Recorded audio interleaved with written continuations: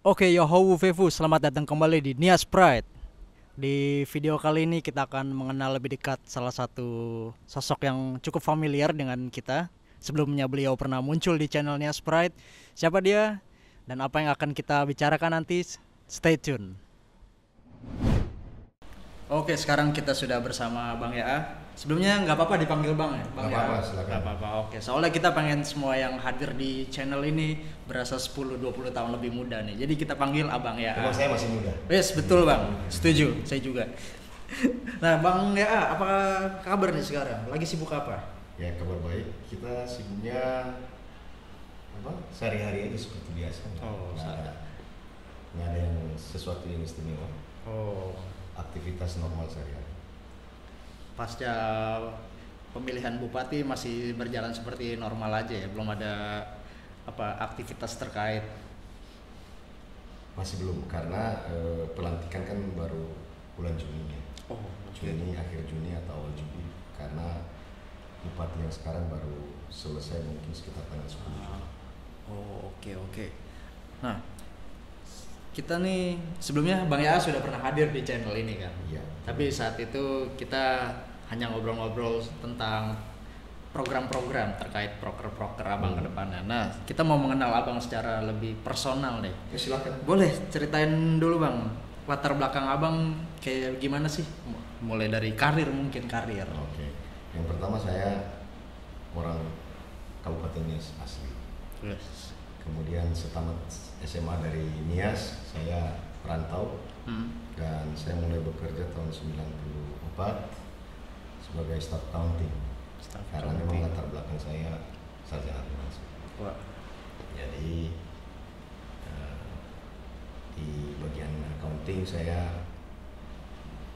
menangani banyak hal, mulai dari staff accountingnya sendiri, internal audit, terakhir pajak. Oke. Jadi hampir semua fungsi keuangan itu saya sudah lalui dalam karir profesional saya. Luar biasa. Nah, Lalu setelah dari bidang akuntansi dan maupun keuangan sendiri, perjalanan Abang kemana lagi setelah itu? jadi sebenarnya saya juga belajar hukum, Oh. walaupun saya belum pernah beracara, tetapi sebenarnya pemahaman hukum saya terbentuk ketika saya menangani pajak. Oke. Karena kenapa hukum pajak?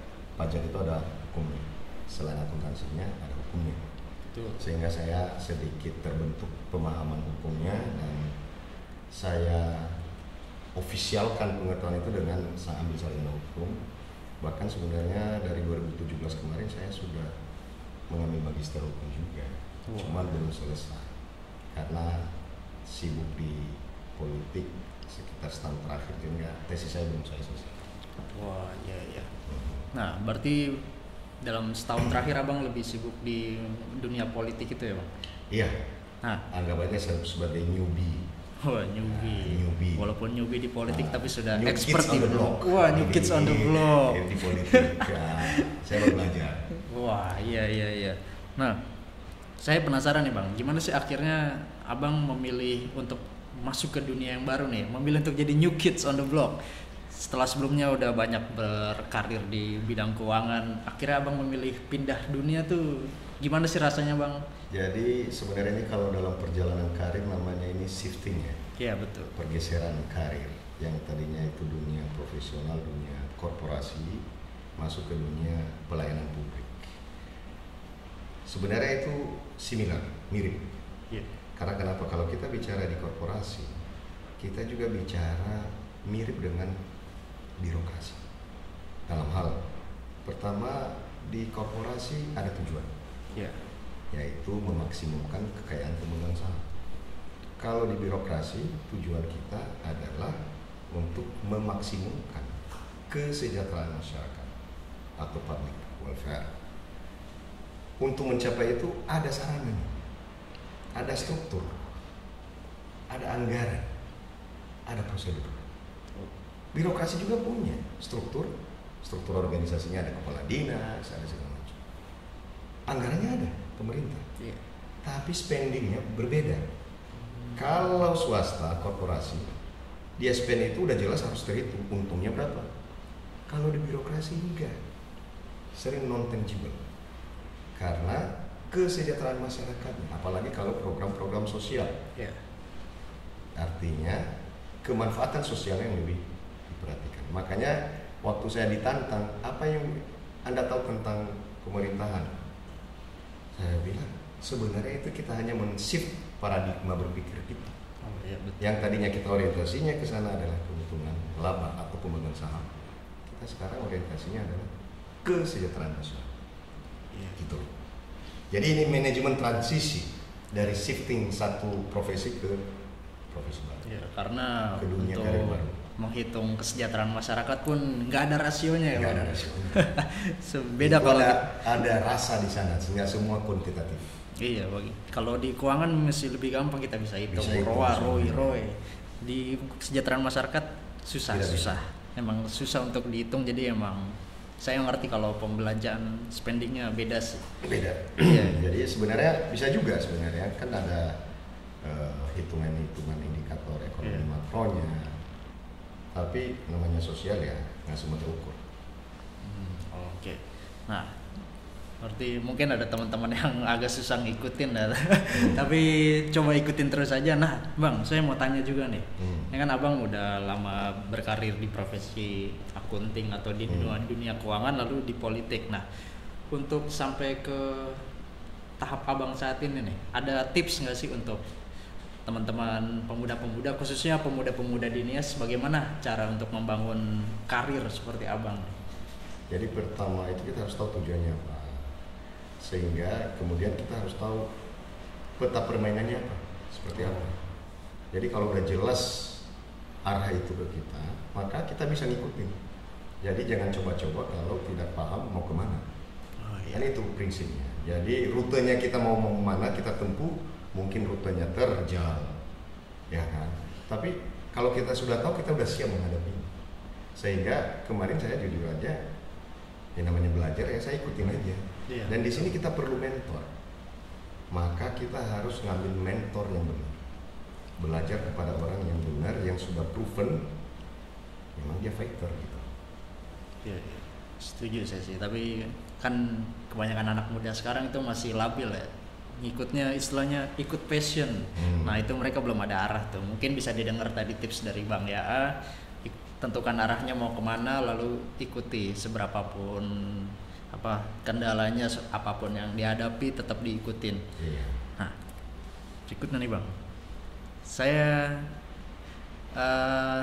penasaran juga sih nih. Ada beberapa orang NIAS kan mulai naik di beberapa khususnya di DKD ini sih, kayak ada Pak Yasona, ada Bang Yaan, dan beberapa tokoh NIAS lainnya. Nah, ada nggak sih orang-orang yang Abang kenal yang istilahnya selevel dengan Abang nih? Karena kita sendiri jarang mendengar nih. Jadi mungkin itu bisa jadi salah satu sumber inspirasi buat pemuda-pemuda di Pulau Nias.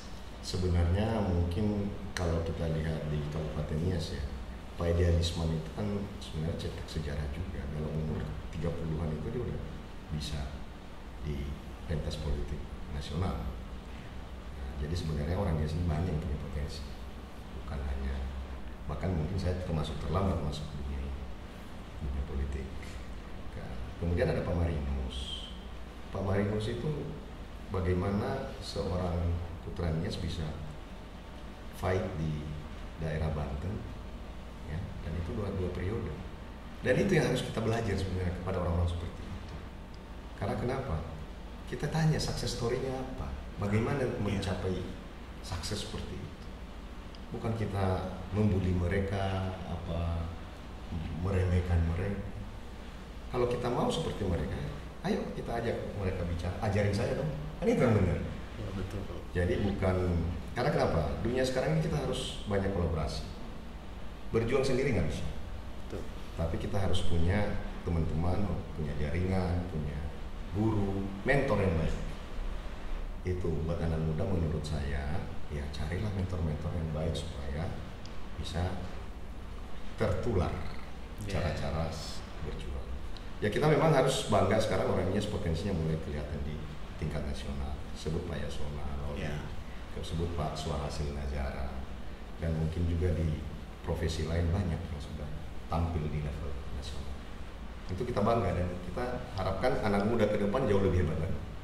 Yes, karena untuk kedepannya kan kita mau memajukan daerah Nias tercinta ya. Jadi untuk kita semua khususnya pemuda Nias, bolehlah dari sekarang kita coba pelajari orang-orang tokoh-tokoh Nias yang sudah sudah mulai mencuat nih di di peta politik atau peta karir yang berkaitan. Nah, tadi abang sudah bilang soal potensi orang-orang Nias mulai kelihatan nih. Nah, kita sendiri pengen tahu potensi dari Pulau Nias sendiri itu apa sih bang? Dan ada di bidang apa gitu? Jadi kan kalau kita bicara Pulau Nias itu kan kita bicara Kepulauan Nias keseluruhan. Iya. Kalau lihat potensinya, pertama kita harus lihat dulu sebelum potensi kita lihat dulu kelemahannya apa. Oke. Pertama Kepulauan Nias itu terisolasi daripada dataran sungai. Kemudian jumlah penduduknya berapa? Karena kalau kita bicara potensi kita bicara itu semua. Kemudian sumber daya alamnya apa?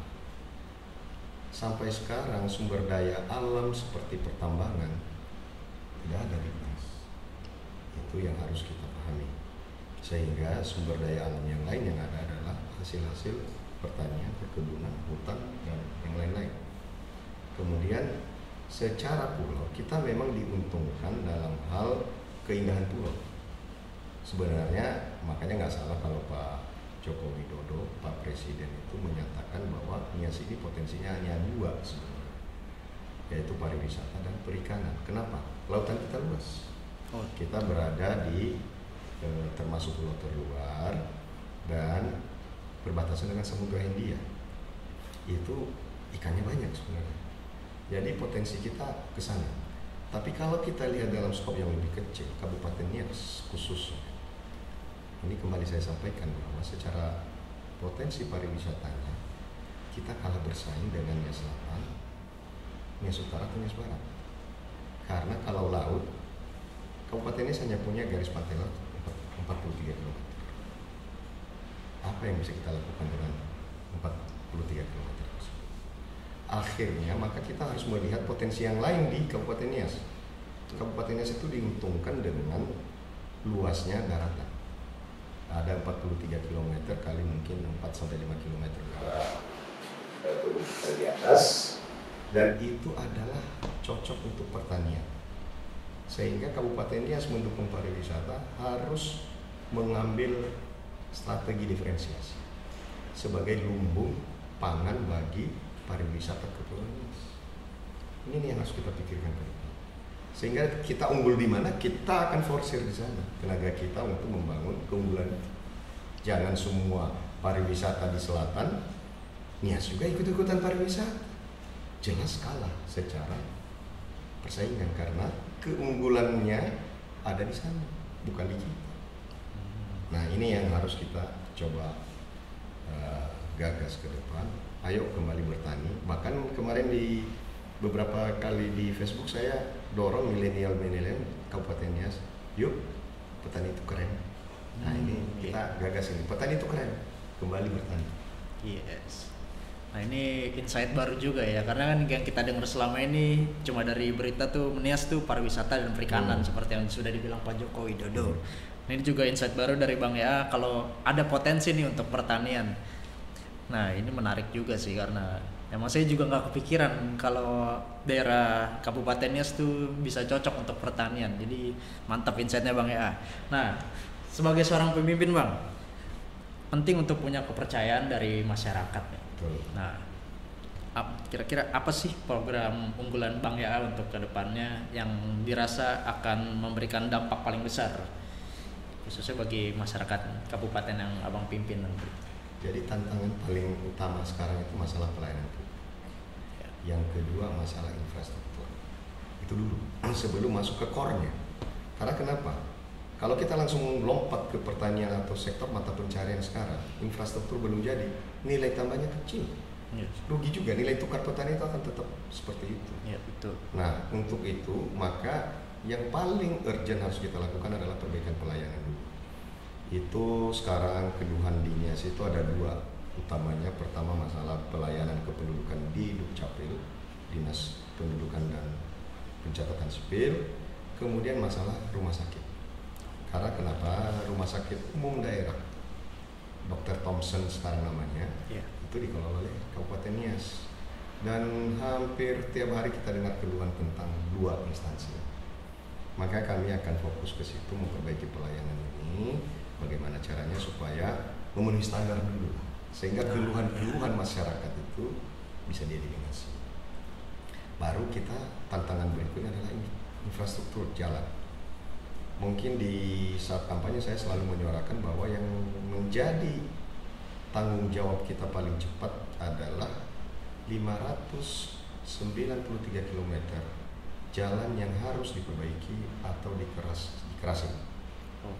Untuk membangun ini tidak mudah, karena kenapa? Butuh biaya besar. Sementara APBD Kabupaten Nias sangat terbatas. Disinilah kita harus mengeluarkan segala upaya untuk bagaimana supaya ini bisa terbangun. Karena bagi kami, jalan, infrastruktur jalan di Kabupaten Nias menyelesaikan banyak persoalan. Itu yang saya sebut program yang berdampak besar, big impact program. Karena kenapa? Pertaniannya terperbaiki karena minimal nilai tukar dulu. Hasil pertanian petani itu bisa meningkat nilainya dengan akses yang bagus. Yang kedua, pendidikan. Layanan pendidikan akan terperbaiki. Layanan kesehatan juga, karena kenapa? Lebih mudah mobilitas semua. Kemudian kriminalitas akan bisa berkurang kalau aksesnya sudah tembus di mana-mana. Dan inilah tantangan beratnya sesungguhnya di situ. Baru kita bisa masuk ke core program-program mata pencaharian tadi. Karena hanya dengan begitu ini sinergis. Yang kedua, sumber pembiayaan ini sebenarnya ada di dana desa juga. Makanya kami menggagas sinkronisasi program pembangunan desa dengan program pembangunan kabupaten. Karena kalau semua diserahkan ke kabupaten sangat berat dan itu akan lama baru selesai. Mudah-mudahan ini kami dapat dukungan penuh dari masyarakat, dan saya yakin kalau ini diperbaiki, dua hal ini aja sebagai landasan utama, ini kepercayaan itu akan tinggi. Karena kenapa? Itulah yang mereka butuhkan, yang mereka keluhkan hari ini itu. Nggak usah dulu kita bicara yang tinggi-tinggi. Dua hal ini terselesaikan, saya yakin masyarakatnya itu sudah mulai merasa dekat. Dan mereka akan timbul inisiatif-inisiatif baru. Termasuk tadi mengenai petani itu keren. Di beberapa desa itu kita udah bisa memproduksi, saya dengar itu macam sayur-sayuran, tanaman-tanaman yang mudah dipasarkan, bahkan hidroponik. Nah, ini milenial kita ini kita dorong ke sana untuk hidroponik ini, karena sambil bertani sambil rekreasi. Makanya petani itu keren. Nah, itu yang kita harapkan. Iya. Emang image petani ini akhir-akhir ini emang mulai naik juga sih Bang. Kan ada beberapa daerah lain juga mempromosikan bahwa yuk bertani lagi yuk, tapi dengan teknologi terbaru, teknologi yang lebih modern. Jadi kesannya bertani ini nggak sekuno itu loh. Nah, untuk Bang Ya sendiri nih, mungkin terakhir ya Bang.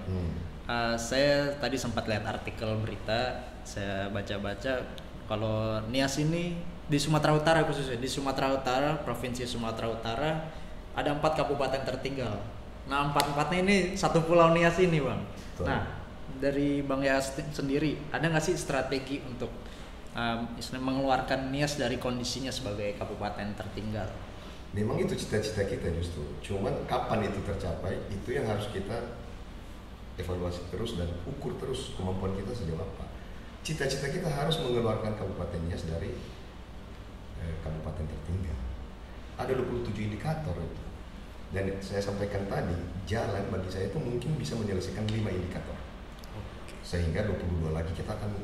Nah, dan yang harus dipahami bahwa pembangunan ini sebenarnya bukan dibangun ini, kita harus hitung mana yang memberikan dampak terbesar. Yang disebut dalam ilmu ekonomi itu multiplier effect. Artinya bangun ini terselesaikan, itu yang benar. Maka tema yang kami bawa atau tagline kami, kerja fokus, kita fokus ke hal-hal yang mendasar ini.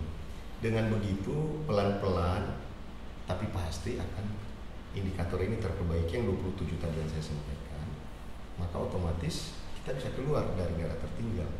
Kalau kita konsisten, harapan kami 10 tahun lagi itu kita bisa keluar dari daerah tertinggal, tapi kita fokus dan konsisten. Jadi untuk itu kita juga butuh persatuan, baik di tingkat elit politik lokal maupun di tingkat birokrasinya, bahwa ini udahlah kita fokus aja ke apa yang kita cita-citakan ini, mulai dari perbaikan pelayanan, infrastruktur, pertanian akan kita dorong sehingga kita bisa lebih cepat dari seperti yang saya sampaikan tadi. Kalau bisa 5 tahun, kenapa harus nunggu 10 tahun? Tapi kami nggak bisa janjikan definitely bahwa tahun sekian bisa. Karena kenapa? Ini ada dinamikanya juga sendiri. Tapi kita stay fokus untuk mengejar itu. Oke.